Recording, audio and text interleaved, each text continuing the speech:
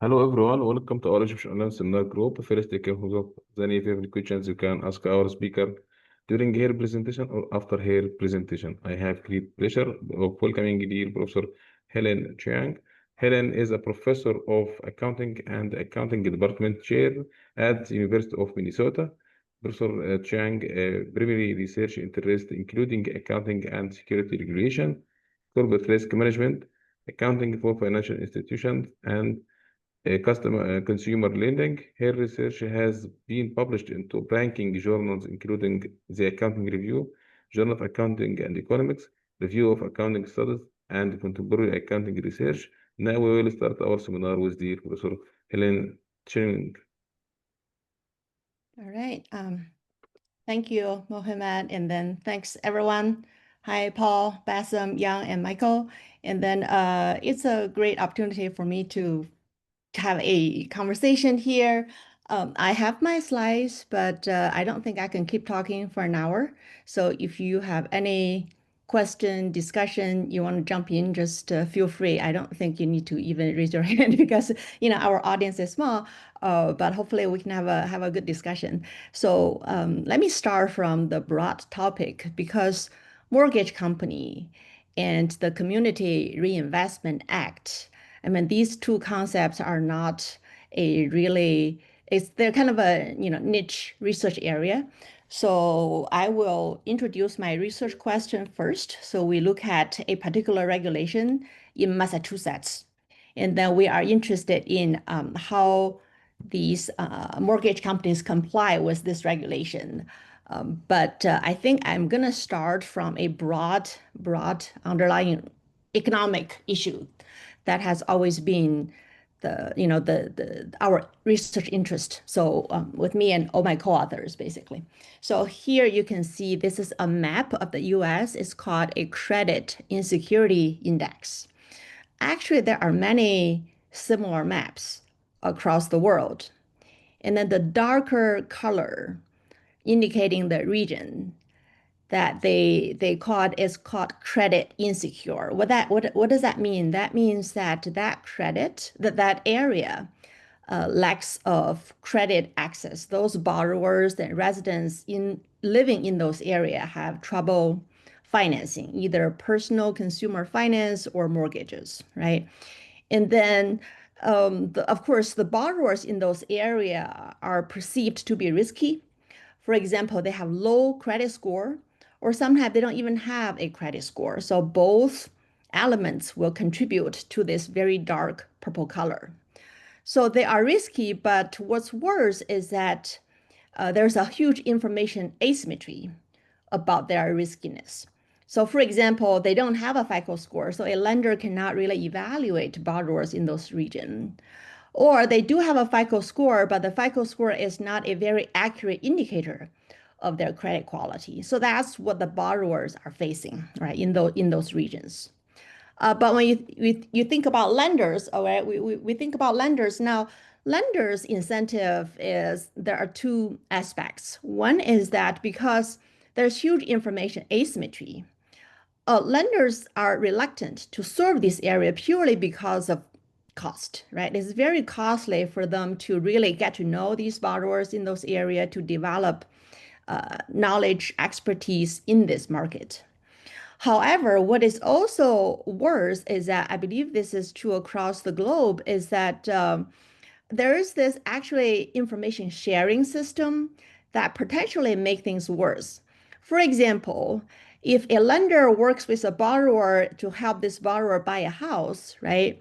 And then the housing price, the underlying appraisal process of this, housing transaction, as well as the borrower's credit profile, and then the lender's evaluation of this borrower's credit profile will be reported to the credit bureau, which means that such information become public information after a lender works with these borrowers.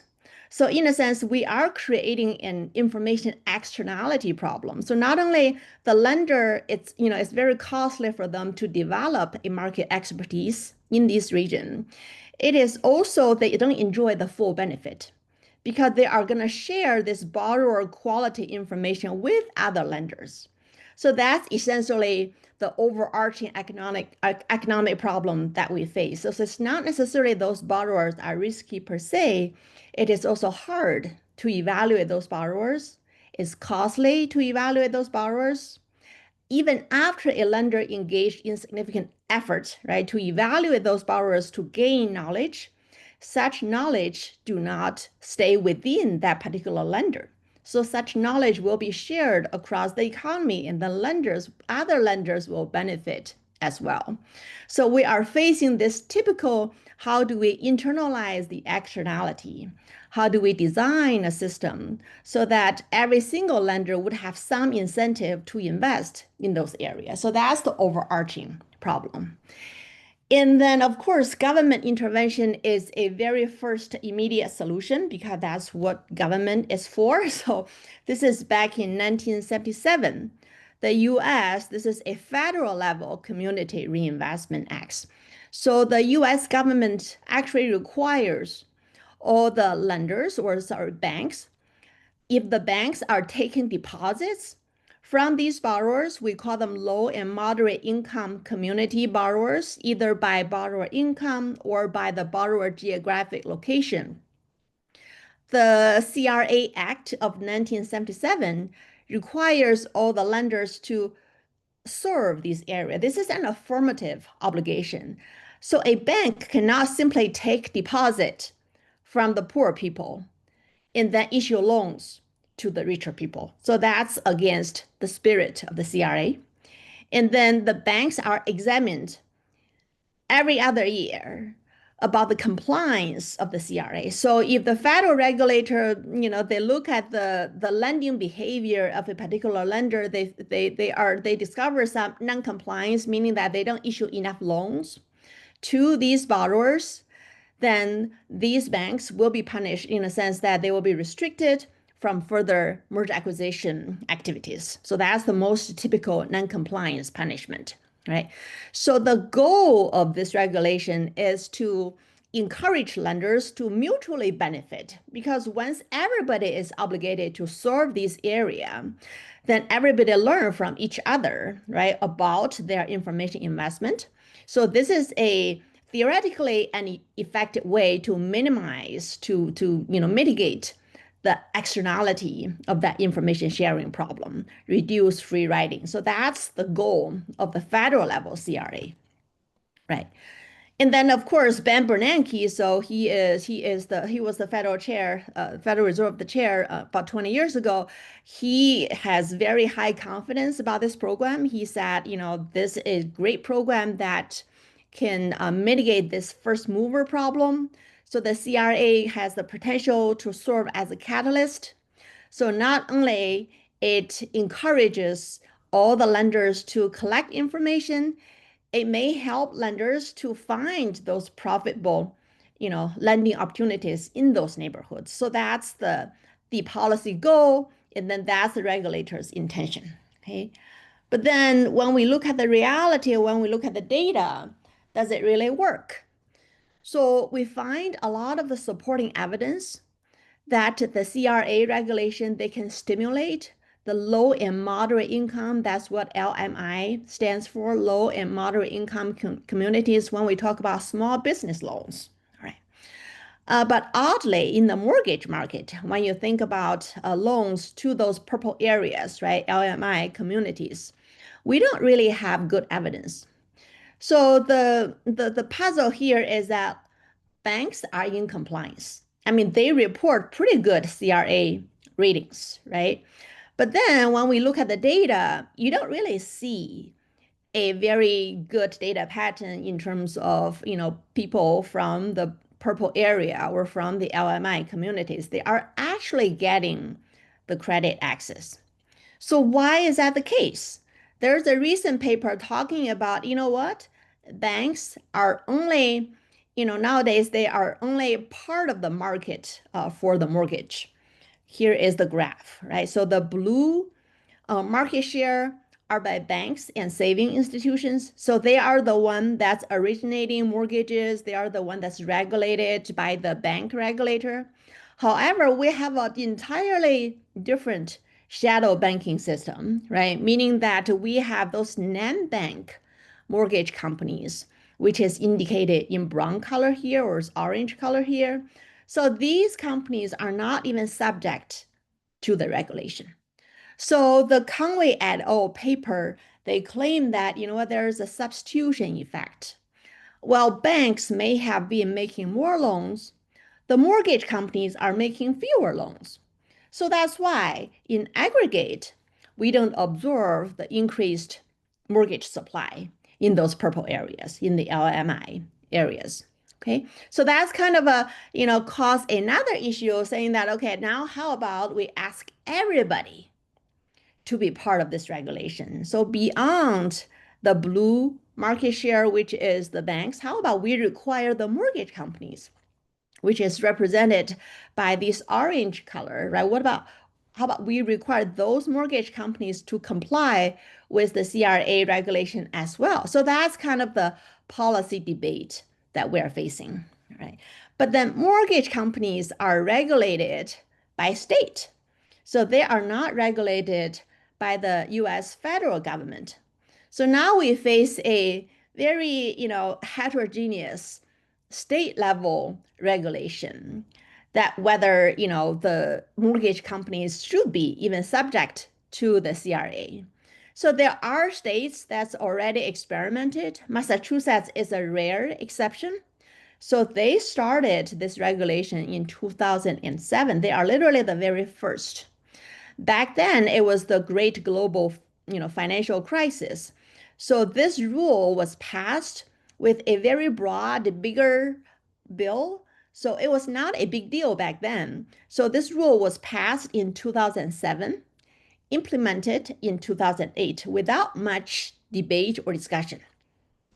Now, 20 or 15 years later, we have several other states, Illinois, New York, even Maryland, California, and Pennsylvania. So they are the additional states trying to implement similar state CRA regulations. Now we are really into this debate in terms of there's a huge pushback from the mortgage companies saying that, oh, we are doing a lot already, so we don't need this extra regulation. Also, we don't even take deposits, so we should be obligated into such pressure. So that's kind of the policy debate that we are facing. So the modern day, or currently, you see a lot of the back and forth. So Maryland has state level proposal. They propose, they fail, they propose again. Illinois has this proposal passed. The bill passed in 2021, but people can't agree on what exactly do we do. So the implementation guidance was not issued until 2024, right? So we have a very immediate policy debate we're trying to address here. Now, exactly what does this, compliance look like, right? So let's take a look at the example. So this is one lender. It's called FBC. So this lender was examined in 2022 by Massachusetts, right? So what Massachusetts, the division of the banking, conclude is that this lender needs to improve. Why? What's the evidence? So if you look at the very middle column, it says aggregate performance percentage, right? So it says in Massachusetts, the average number that we observe is 4.2% of low-income neighborhoods. These are the loans in aggregate granted to the low-income neighborhoods. That's in 2021. So that's the second row, right? And then the moderate income is 14.3 in 2021. So this is what we observe on average. So on average, we have 18.5% of the mortgage loans that are granted to the low and moderate income neighborhood. So that's basically the state level benchmark. It's a pretty straightforward state level benchmark. They just look at the loans, right? Granted, meaning either issued or purchased. So in this market, saying that these are the loans that's supporting the low income and moderate income neighborhoods, right? So in Massachusetts. And then they look at this particular lender. So if you look at the very last column, the FBC mortgage percentage, The FBC issued only 2.08% of the loans to the low-income neighborhood, and to the moderate income neighborhood, the percentage is 6.25, right? So if you add it up, then that's less than 9%. Now that's the basis for the conclusion. 9% is a lot lower than 18.5%, right? So that's why the DOB is concluded that, given the demographics of Massachusetts, the loan distribution to borrowers reflect an insufficient record, right, to satisfy the credit needs among individuals of different income levels. So that's basically the evidence for the conclusion. Okay, so that's kind of the evidence. And then what I want to emphasize now, here comes the detail, right? Purchase. When a lender satisfy their CRA requirement, there are two ways. One is that the lender can literally originate loans to a borrower, or there's a secondary market.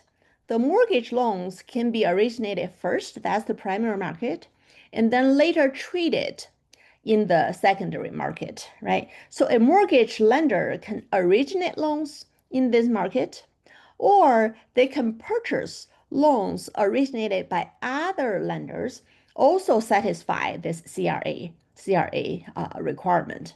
So the argument here is that, of course, origination is great, right?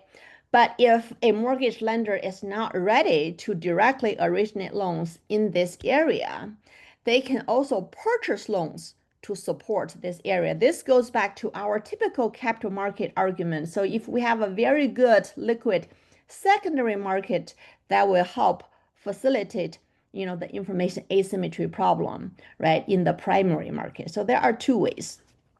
Okay.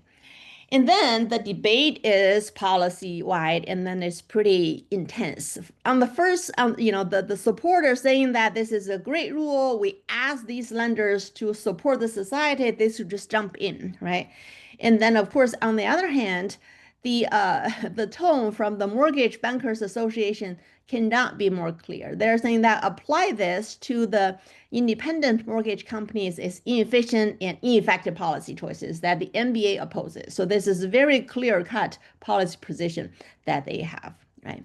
So now goes back to this whole, let's review this whole economic argument, right? The argument is that if we expand the CRA requirement to the entire market segment, right? If all the mortgage lenders are subject to the same regulation, then we will reduce the substitution activities between banks and non-banks, and then we can mitigate the information free riding. So this is good for everyone. So this is, again, a typical government regulation argument saying that, mitigating information externality is to require everyone to jump in to contribute, right? So that's the argument.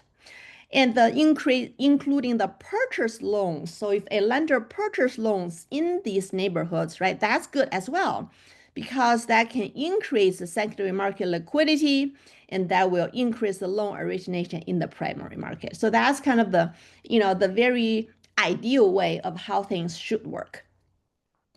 On the other hand, right, there are concerns, of course. So this concern basically goes back to what those mortgage companies do. So they are not banks in a sense that they don't really have those loans stay on their balance sheet for investment purposes. So the business model of these mortgage companies is that they originate loans and then they sell the loans. So that's what they do. I mean, they generate revenue from origination and from the secondary market trading activities. Their balance sheet is extremely small, so they don't really have mortgage loans sitting on their balance sheet, right? So now the concern would be if a lender originates loans to these very risky areas, and then the lender would have the concern to say, look, I invested a lot of the information. I find these, potentially profitable borrowers. However, I can't communicate that to the buyer in the secondary market. So I will face the problem of unable to sell, right? Again, because in the end, this is a market with very big information asymmetry. Second is from a pure, this is where the performance management comes in, right? Another way of purely dealing the compliance pressure is to say, I'm going to find loans in those market segments, let's say in those purple areas, right? There are existing loans that appear to be relatively less risky. For example, there are still relatively safe borrowers in those markets, so they can purchase and sell loans, right, related to those borrowers, buy today, sell tomorrow, right, to boost their CRA performance. Note, the regulation does not have any holding period requirement because that's not the business model of the mortgage companies. The business model of the mortgage company is to originate and sell, right? So they can literally originate a loan today and sell tomorrow, or they can purchase a loan today and sell tomorrow. So this is what practitioners concerns about. It's called loan churning. It's literally I buy a loan today to boost my CRA, performance rating, right? But I sell it tomorrow. And then for me to be able to do this, I will focus on the loan segment where I know it's relatively safe, where I know I can sell it tomorrow. So that's kind of the downside of, I don't have to, as a lender, to really have real investment in those poor area.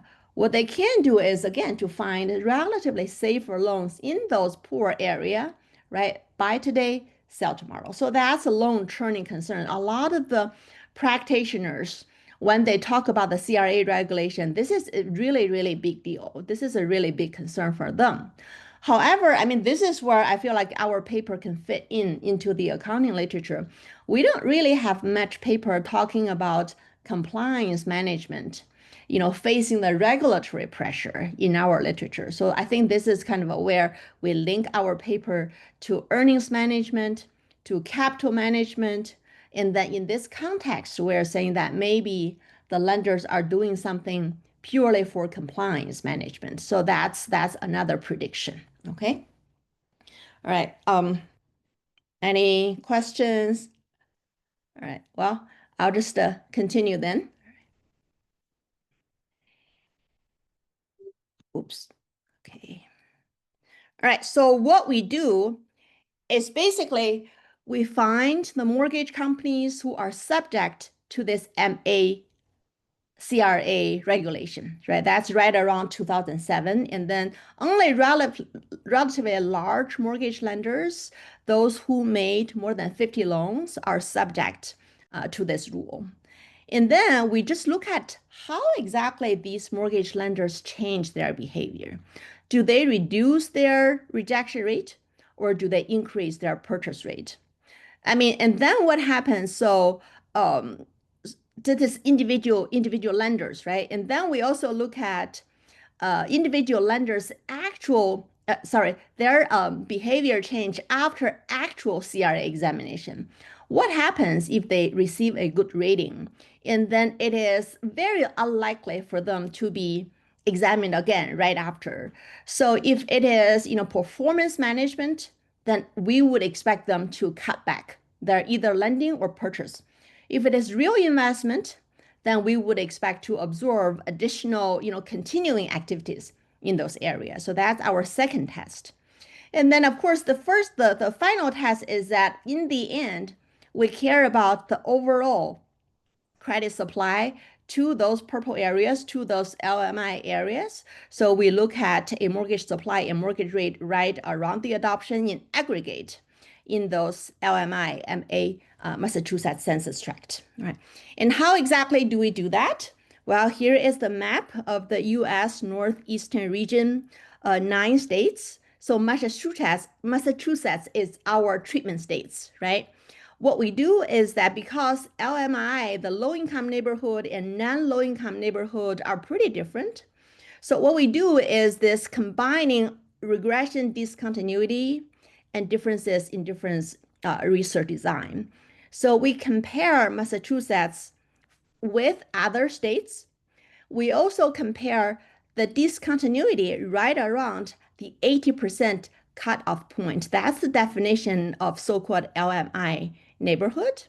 So if a neighborhood has a neighborhood level income below 80%, of the surrounding area, for example, the bigger metropolitan area, then that little neighborhood, small neighborhood census tract is labeled as LMI area. So we look at the neighborhood that's within 70% to 80% of the median family income within this large area. So that's kind of the red, purple census tracts with those non-LMI census tract, but with a relatively close income level, 80% to 90% median family income within the region, right? So economically, we hope the underlying income and risk profile is smooth.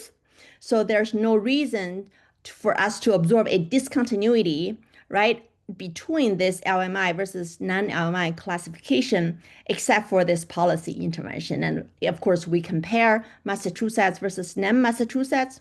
We also take a look at pre versus post. So the pre is 2004 through 2006. Post is 2008 through 2009. Of course, financial crisis will be this immediate concern that we have to address.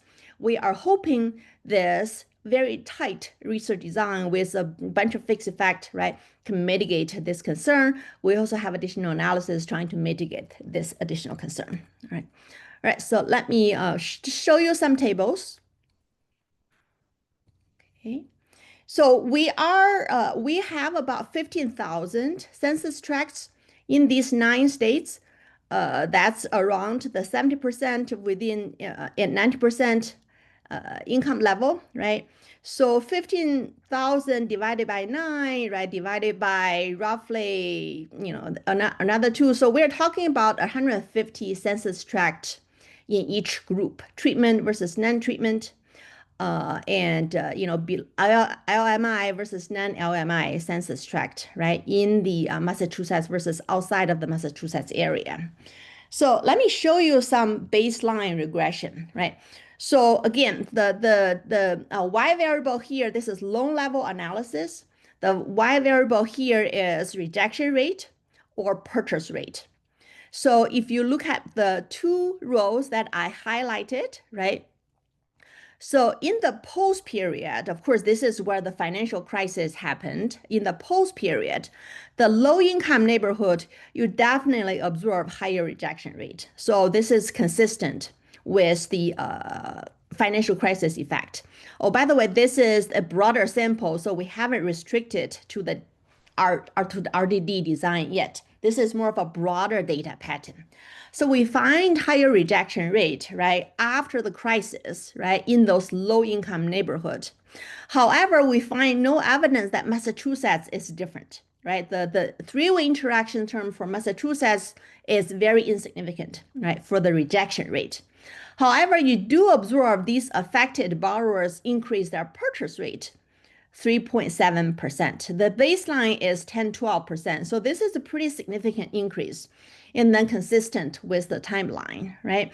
And then we say this is the consistent evidence, saying, what, borrowers did not really change their origination, lenders did not really change their origination behavior, right? However, they changed their purchase behavior in the secondary market, right? They locate or they found loans that qualify for the CRA credit, and then they purchased it, right?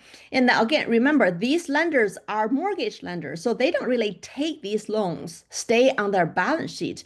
So they will potentially sell these loans, both of the originated loans and the purchase loans, even next week, right? Definitely within the calendar year. So 90% of the loans are actually sold within the calendar year. So this is their behavior change. They buy it and then sell it immediately after. So 3.7% looks pretty big, right?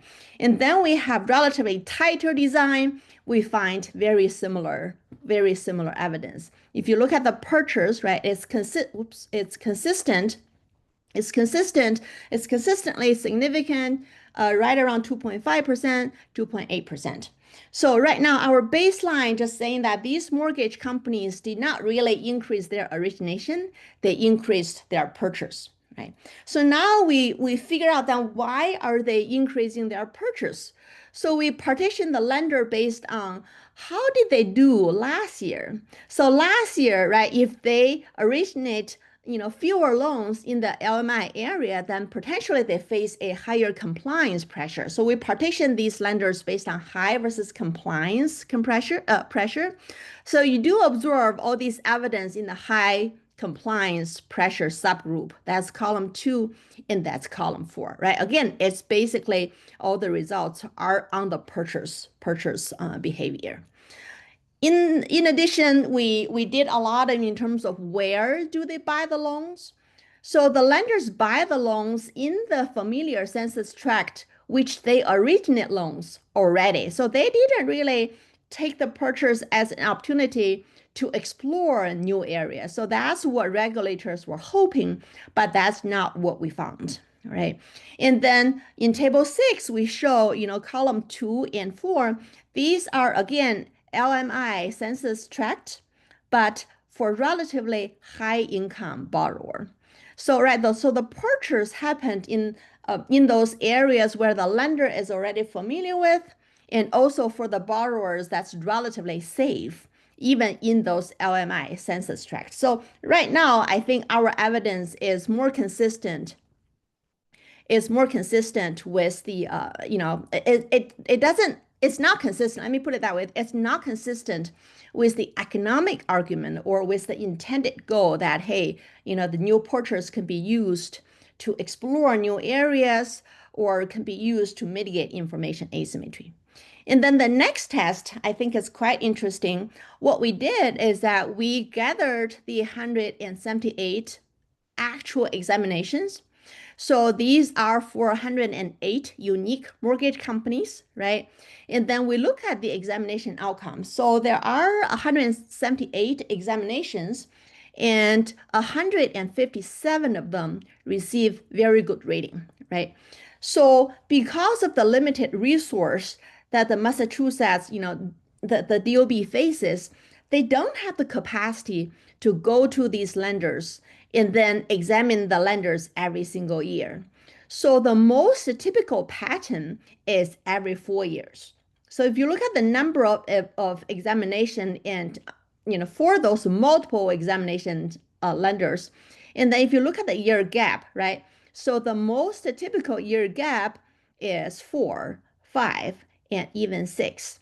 So this is actually the regulation. The regulation says if you receive a good rating, then we don't have to come back and examine your lending behavior immediately the next year. All right, so we will wait for several years and then look at you again. So, this actually create a pretty good opportunity for the lender. If all they're trying to do is to, make the regulator happy by purchasing loans, right? And then purchasing loans beyond what they originally intended to do is always costly. So what they can do is that, before the examination, they change their behavior, but immediately after the examination, then they will stop all the purchase, right? So this is actually what we examined. So here, again, we look at the actual examination. We look at their behavior change right before versus after the actual examination outcome. So LMI tract times Massachusetts, right? So this interaction term represents what happens to Massachusetts LMI tract right before the actual examination. You do see increased purchase pattern, consistent with previous results, right? In the 10% bandwidth, we observe like 2.7%. But immediately after the examination, right, you see the pre-period is -2, -1, and the post-period is during the examination year, that's year 0, and year +1, meaning that 1 year right after the examination year. So you see the reverse of those additional purchase activity, and then the coefficients is almost an exact offset, right? So we don't really observe anything 2 years after the examination. So that's what the actual examination result shows. So far, we feel like this evidence is pretty consistent with the, performance management is very consistent with the accounting literature's argument where compliance is costly. So what lenders do is to find a way to satisfy the compliance requirement without making a real investment. All right. So the next test is basically, if the lenders, they did change something, right? They increase their purchase, maybe their purchase still stimulate other lenders, maybe banks, maybe someone else who has expertise in those areas. Because again, if those loans are in high demand, right, there's a chance that the secondary market price is high, right? So that impact that can stimulate the primary market of other lenders to increase their origination. So that's why we look at the aggregate credit supply for the LMI neighborhood, right? So this is at the census tract level. So if you look at Massachusetts right after the rule change in the LMI census tract, we literally don't really, absorb anything. So you have all these different outcome variables in terms of application number, application dollar amount, origination rate based on the count. We don't really absorb any significant effect. So we understand, this is no result. So we have tried this specification in many, many ways, extending to later time period, changing the fixed effect structure. So we have not been able to find any positive impact of the state level CRA regulation, at least based on, our data, right? And then, however, because we do observe, there's this increased demand for a very small market segment, those very low risk borrowers, their loans get, higher demand in the secondary markets. So what we looked at is interest rate for these borrowers. So we do observe, okay, so when the borrower income is very high, we see some marginal evidence that the mortgage rate spread, they reduce by maybe 10 basis points. So that's it. So no, in the end, if you're trying to argue that, hey, does it work? Overall, my conclusion would be not really, right? Not really. But if you say, is there any marginal benefit? I will say, okay, here's the silver lining, right? So the very tight market segment where borrower income is high, where the secondary market demand for this very small segment is high, you absorb some, borrower mortgage rate saving, right? So the mechanism that we propose would be, higher secondary market purchase price, lower yield, which trickle down to the primary market. So that's the silver lining of our results. Okay. And then we have done a lot of, falsification tests, additional analysis. So basically, one falsification test that we think is really helpful is that, okay, what if we look at the mortgage companies, relatively small mortgage companies in Massachusetts that's not subject to the rule, right? So if we adopted the exact same research design, do we observe similar evidence? We don't really observe much action going on for these mortgage companies. I think this one addresses the concern where it is the financial crisis somehow affect Massachusetts and the LMI census tract of the Massachusetts separately. All right. And then if that's the threat, then I think this test can be helpful, right? Again, we have a bunch of other robustness checks. I don't have to bore you. So I think the overarching conclusion for us is that from a regulatory policy perspective, we don't really observe the rule is working as intended, right? I think what could change is, of course, if the DOB has additional resource to increase their examination frequency, maybe that's one opportunity, right, for it to change, right, to be more effective. Another important underlying discussion is that how exactly do we count purchase loans? And that if is it even possible for two mortgage companies to claim the same loan, right, to satisfy the CRA compliance requirement? Right now, theoretically, they shouldn't. That's banned by the regulation. But in practice, I don't really, see how it can be stopped. So I feel like that's kind of a loophole where you have frequent purchase and sale from different parties. And then all these different parties can potentially claim the same loan to satisfy their CRA, compliance requirement, right? So that's kind of the policy implication. I mean, from the accounting literature, academic perspective, I think, we have a lot of papers talking about earnings management, leverage management. For banks, we have regulatory capital management, right? So we have always, at least I have always wondered, so banks are, or the financial institution, they are subject to additional regulatory forces, compliance examinations, for example, CAMEL ratings, right? Do they have incentive to boost their CAMEL ratings? I think the incentive is there. And then on the other hand, they have fair lending examination, right? CRA is part of the fair lending compliance examination. Do the lenders face any pressure to manage their compliance performance? My speculation is yes. And then here we just find a setting of mortgage companies, a state level CRA compliance requirement to show a piece of evidence that we do observe such compliance management activity. And such compliance management activity, in my mind, they are very similar to the so-called real earnings management, right? So there are some real economic consequences, but it's largely not achieving the regulatory goal of boosting the origination of the mortgage supply in those LMI neighborhoods. So, well, let's see. I have 40 minutes. I spent 40 minutes. I'm going to stop sharing. So that's all I have for today. I don't know if anybody has any questions or comments.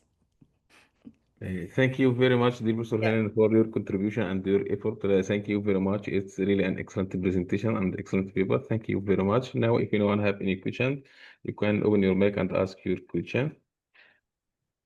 Yeah, I mean, if, again, this is I kind of see this as small group discussion. So if anybody has any questions, feel free to Yes. ask. Yeah. Uh, uh, David?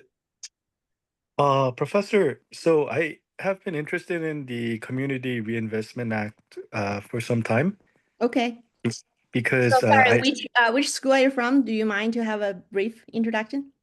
yeah, so I did my PhD at Seoul National University, and I am now an assistant professor at the Chinese University of Hong Kong, Shenzhen. Ah, okay. And Nice to meet you. thank you. Nice to meet you too. I I learned a lot from your presentation. I became aware of the Community Reinvestment Act when I used to work as a banker. Okay. So normally, like compliance kind of deals with the Community Reinvestment Act related matters, but um, it seems like this is like quite important for banks in regards to like making additional like mergers and acquisitions. Is that Right, correct? right. Right. So if it's, non-compliance is not an enforcement issue for banks. So non-compliance is more of a soft stick. So the regulator can say that your rating is too low, so you can't grow. So that's more Mm, likely to be the consequence. For the mortgage company, it's the same idea. They can't grow, but the mortgage company face an additional layer of they have to renew their license every year. mm, So if there's a yes. non-compliance, right? So, the biggest threat would be the DOB can literally say, hey, you can't renew your license next year. Mm, So that's a threat. mm. Then like I'm kind of inquiring about like a potential like research idea.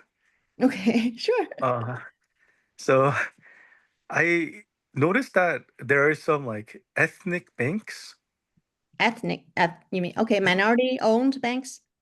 Yeah, so like for example, like a Chinese bank in the US, for example, right? Have you seen those type of banks before? I've seen papers related to minority owned or female owned because you do have the shareholder composition information for US banks, Yes. right? And then in addition, like some of these banks, they cater to immigrants of Right, different right, right, right. That's ethnicities. potentially true. Yes. Yeah. So like for example, like Chinese immigrants in the US, they may have some difficulty with English, Right. and therefore they can go to this bank and mm, work with somebody who can speak Chinese, right? Right, right, right. Yes. then what I noticed was that a lot of these banks, they tend to be in communities where a lot of those ethnicities are. Okay. So I feel like when the Community Reinvestment Act is applied in like that kind of context, Mm-hmm. I felt like these banks kind of help cater to these ethnic communities, like to kind of really develop like such uh, like Chinatowns or like a Chinese community, Okay. yeah, Okay. in a way. So I was wondering like potentially if that would be a good research idea to pursue. I think it's certainly interesting because this, the CRA, the definition of the so-called LMI neighborhoods, that's for the CRA compliance evaluation purpose, that's purely based on income. So probably the ethnical, composition and income, they probably overlap though, right? So Mm, if in a sense that, the banks are forced or not forced, that's a bad wording, but the banks are obligated to provide credit to those area, then it will help, those area, right, to grow. That's actually mm. the small business loan evidence. Yes, yes. Small business loan, they don't have a secondary market. So the only Yeah. way for banks to comply is to literally issue loans to these borrowers in those neighborhoods. So from Mm, that perspective, we do observe the small business loan growth, the credit supply impact stimulated mhm. by these programs. So I think Yeah. it's largely related to the market segment that you're looking at, right? So I think this is where the so-called regulatory impact is really large depends on the market structure.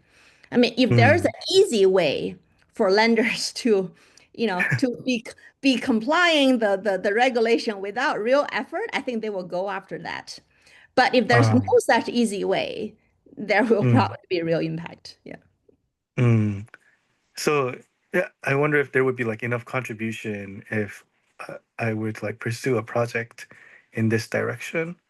I But think I think I would be yeah. curious in terms of what exactly you are looking for, right? Are you looking for something related specifically to ethnicity? I think that might be a different angle from income, right? That may be actually, I think there are different ways that you can spin a contribution writing a paper like that because we can clarify, why ethnicity composition is different from the low income composition, right?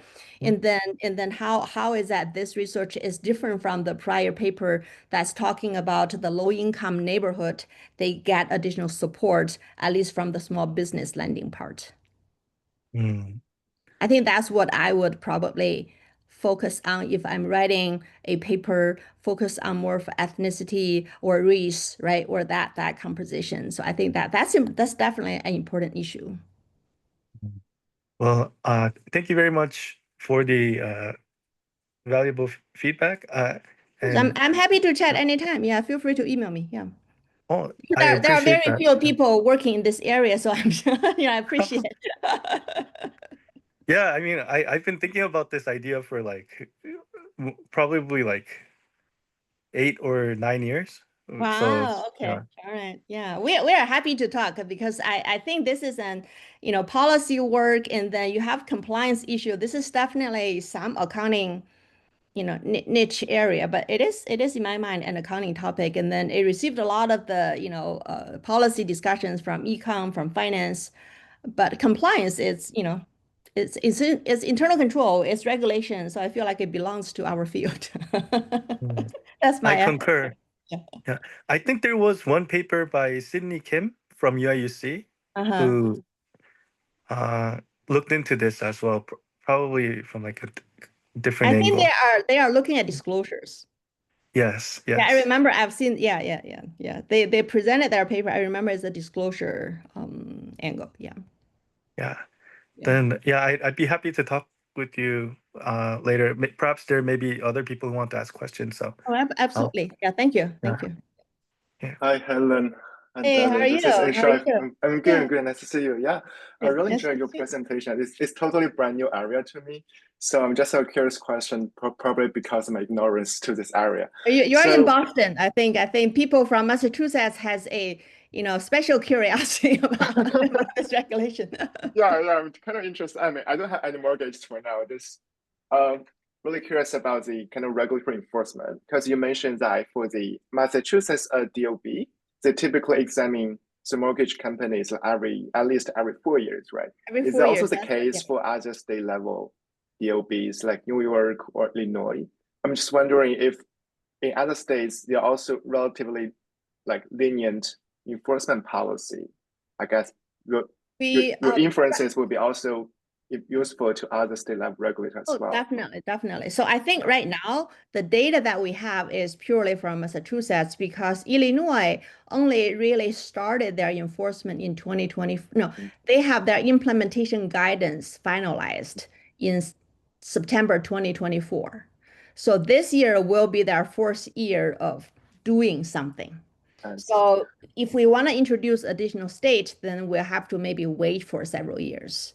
Yeah, I understand. So Yeah. yeah, have you like did they talk about any potential enforcement policy, like how frequently they're gonna examine these mortgage I don't know, companies? but I Okay. will definitely go back and check, right? I mean, enforcement frequency is one issue, but in my mind, it's not the most important. I think the most important issue is that how exactly do you stop lenders from claiming the same loan? Yeah, that's a very Right, good you have point. one loan, right? And then I purchase from Yeah, you, and then I sell it tomorrow to somebody else. So theoretically, you, me, the other person, we shouldn't claim the same loan. But I don't yeah, see yeah, any system or enforcement or system procedure in place to stop us from doing that. I mean, we are now banks, mortgage companies that are in the business of purchase and sell. They don't have loans on their balance sheet. Though their business model is to sell, right?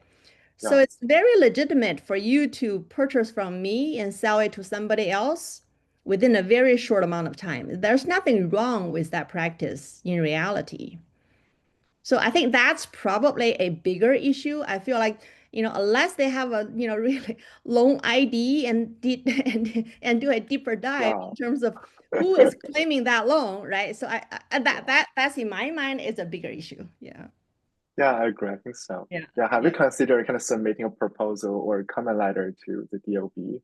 I'm sure they'll be very interested in that I topic. reached out to them. I didn't get any response. I reached out to ask this exact question, like, hey, you have the enforcement, provision saying that nobody should claim to the same loan at the same time. But I was curious, how exactly do you enforce that, right? So how do you tell, which lender is claiming which loan? I didn't. I'm gonna call them again. So see if they respond.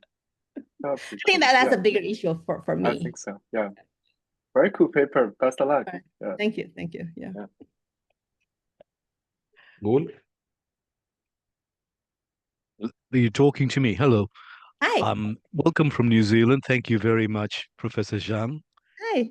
I'm just looking at your lovely Appendix C1, My lovely and appendix I one. was trying to make a story from your story. What's And if I look at your table C1, which is the the two-way interaction, it's got a negative sign for income, and I'm looking at it like, does that mean that post and LMI tract reduces with increasing log of income? This is a two-way interaction and it's appearing again and again. And the R squared looks good. And I'm trying to see how that discourages investment in given the risk measures of log income or log of FICO. And I'm trying to tie in all your additional analysis you've done. And I think this is to me, a very powerful analysis. And how your story unpacks with Appendix C is what I'm trying to make sense of. So if you okay? can guide me through Appendix Hold on, let C, which me. is page 53 of your paper. Thank you for sharing your paper. And thank you for a wonderful explanation of a very complicated story that you simplified to be so clear. And that's just amazing. Thank you that I've learned so much I from appreciate, yeah. your storytelling, because I'm coming from a justice-centric perspective. And if credit is limited to those who are facing challenges, the economy or the country or the state as a whole is not having the capabilities of empowering people to move forward. So Right, I'm right. looking from that perspective, but also looking from a statistical perspective, particularly additional analysis. And I'm like, right, we got log of income and log of FICO, which are the true, more traditional measures, Right, right. risk, and are the two-way or three-way interactions reducing the perceived risk or the objective risk or whatever you want to call it. And that's trying to unpack your wonderful appendix with your beautiful story that you've just told me. I'll mute you if you don't understand me. I apologize. It's almost No, 3 no. a.m. in New Zealand. So, Kiora, nice to hear your voice. Back to you. Thank you, Professor.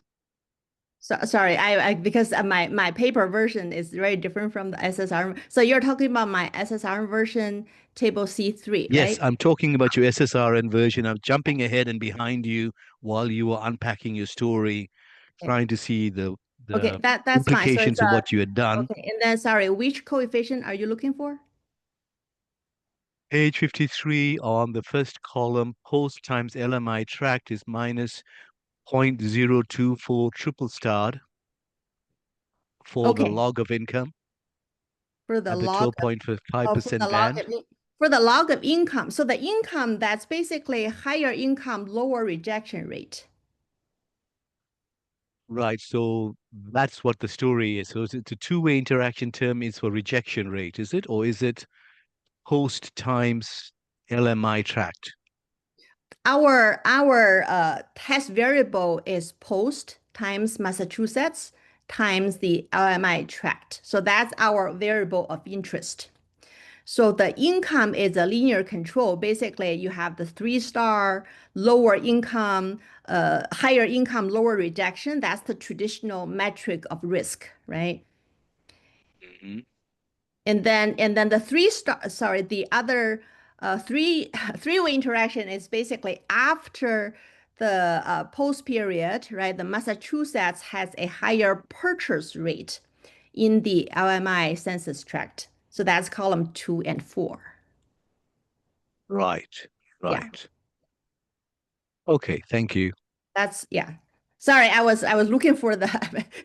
It took me several minutes to just find it. Yeah, Cool, thank you very much. of course. Thank you. Appreciate it. Are there another questions? If anyone have any questions, you can open your mic and ask your question. Dr. Helen, I wondering if it would be useful if incorporate a measure of lender financial health control for lender specific financial distress using data on merging companies failures or profitability from other source to isolate the CRA effect from the effect of simply surviving the crisis. Thank you. Lender, we don't really know much. So we have a lender fixed effect, lender year fixed effect. The reason is that we don't have these mortgage companies' financial statements. So they are not banks, right? So they are filed with the state regulator. I can do a freedom information request with the Massachusetts DOB to get these lenders' financial performance. I think that's doable. I think I did it and then they didn't respond and then I didn't follow up. So I think I should just follow up again with them to request this information. But right now I don't have, it's not like a publicly available quick database that we can use. Thank you. Yeah, appreciate it. Another point, it will be useful if include refinancing loans in the main analysis. Yeah. So we have a robustness check on the refinancing activity. We could definitely combine them because it is the exact same result actually. Okay. Mm. Thank you very much. Yeah. Are there other questions? If anyone have any questions, you can open your mic and ask your question. Thank you very much, dear Mr. Helen, Thank for your you. contribution and your effort. Thank you, everyone, joining us today, and thank you very much for taking the time to visit to us today. Professor Helen. Thanks a lot, Mohammed, for organizing. Yeah, appreciate the opportunity. Yeah, Thank and I you. hope to see you soon in Egypt. You are very, very welcome. Okay, thanks so much. Okay, bye. Bye, everyone. Bye. Thank you. Yeah.